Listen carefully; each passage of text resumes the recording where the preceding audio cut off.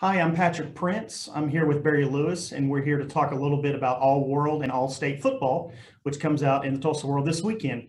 Barry, before we get into specifics, just sort of generally talk about the process of how you go about picking this team. We we send out emails with nomination forms to all the coaches. We try to reach all the coaches through emails, and for those across the area and across the state, and for those that somehow we aren't able to connect with or we don't hear from, we send out an invitation in print or in online to try to encourage those people. Hey, we try to have them reach out to us. If you've not received a form, please contact us. And for the most part, as far as the area is concerned, we heard from about 85 to 90% of the coaches. They submitted nominations. Not quite as high across the state, which is to be expected when you've got over 300 schools you're trying to reach. So we take their nominations, and I already have an idea going into the process who my finalists will be, first teamers, second teamers, but it's always good to get the nominations because nominations can be a key factor in persuading me to change my mind in some instances. So a coach's nomination is very important in this process. Barry, when you look at the who made your list for the All World finalists, there's a fair number who are still uncommitted. Talk about those guys a little bit. Yes, one that really stands out is Stillwater running back Quantrell Walker, who's the state's large school career rushing leader. I think some school is going to get a real steal with Quantrell. I think he can play major college football, and he's just an amazing running back. And I think some schools are really missing the boat on Quantrell. I know it's also frustrating to see a quarterback who's accomplished as much as Mason Williams has at Bixby not getting many offers at all at any level. He's a winner. He's had a great 3 years at Bixby, and I think that he should be getting a lot more attention than he's received. So those are two of the uncommitteds at the top of the list. Grant Lohr of Jenks, super two-way football player.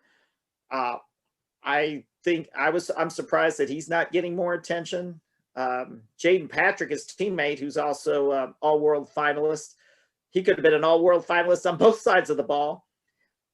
He recently committed to Lindenwood. I thought he would could play at a bit higher level than that. So I think because he was a late bloomer, I think some schools really missed out on Jaden Patrick as well. So yeah, it's a very interesting list. Of course, the finalist list, you've got some big time signees on that list. Owen Ostrowski's going to be signing with TU on Wednesday. Isaac Smith has signed with Texas Tech. Bryce Drummond of Pawhuska has signed with North Texas. That was an interesting case. I thought that he committed to North Texas early, and of course, there's that connection there with Matt Hennessy, his coach Matt Hennessy at Pawhuska, and then with Mason Fine, who coached Mason Fine. Mason Fine had a great career at North Texas, so North Texas is probably a great fit for Bryce, who's already reported to North Texas. But I kept on thinking he really has the tools to play at maybe a Power 5 conference school. So.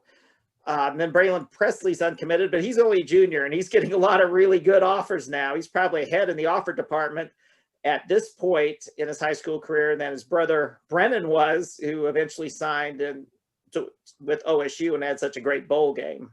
So it's a very interesting mix of the finalists on who's committed and who's signed with major colleges or who will sign with major colleges.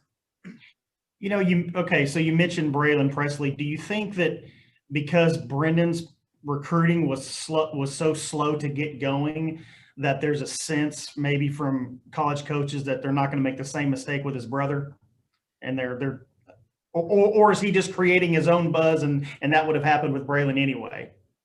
Both. I think because I was really surprised that Braylon wasn't receiving more attention earlier than he did, but things really started to pop for him on the recruiting front last fall, especially when he had that monster game on ESPN against Booker T. Washington, racking up over 400 yards. That really seemed to open things up as far as the recruiting. That caught a lot of people's attention. It's amazing how that happens because it's not like he's been doing all these things in secret since he's been a freshman. Because you can just see since he's a freshman, I felt that same way about Brennan. Like, these guys can play major college football. The first time I see them, I mean, I'm not a big college coach or anything, but for some guys, you just naturally see, it's like, wow, what are these coaches missing? These guys are big time talents. And so I was glad to see finally the rest, so many other college coaches finally realize and wake up that, hey, Braylon Presley can play big time football, just like Brennan has shown he can with his performance in the bowl game. Who were some of the players that were the toughest to leave off the first team? Very tough to leave off. Wallace Clark, Colin Tall's quarterback, and also played defensive back as well. Really hated to leave him off. Of course, quarterback in recent years has really been a position of strength in this area. So many quarterbacks, and I can get a few quarterbacks on the first team, those quarterbacks who play other positions, like, for example, Mason Williams and Bryce Drummond, both quarterbacks, are both Player of the Year finalists. Mason is the quarterback because people shouldn't read into, is Mason Williams going to be favored over Bryce Drummond on this, and as far as Player of the Year consideration? Because Mason is the quarterback and Bryce is listed as the all-purpose player. That was done because quarterback was Mason's position, his one position. Bryce played defensive back and he punted. He averaged 44 yards on 11 punts. They didn't have to punt much at Pawhuska. So, and then Andrew Carney, a third quarterback, is on the first team. He had a monster year at Collinsville, accounting for 50 touchdowns. He's listed actually as the punter. He averaged 41 yards as a punter. Again, Collinsville didn't have to punt much, and he punted 8 times. So that was really tough to leave off Wallace Clark, who's such a great all-around performer, off the first team. Joey Fowler of Dewar, person who really came on my radar screen big time late. I would have loved to have gotten him on the first team, but there just wasn't any room. He led Dewar to the state title. He did it all for Dewar. Really tough to leave him off the first team. And then you've got AJ Green, Union's fine running back, who signed with Arkansas. He really turned it on the second half of the season. Big time talent. But we've got 3 Player of the Year finalists who took all the running back slots on the first team. Quantrell Walker, and then Braylon Presley, and then Grant Lohr. So you can't leave any of them off. So those are the ones who it was really tough to leave off. CJ Brown of Beggs, big time talent running back.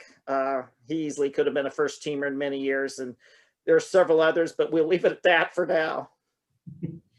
Well, if you want to read more on the all-world team, that will publish in the Saturday, January 30th, Tulsa World.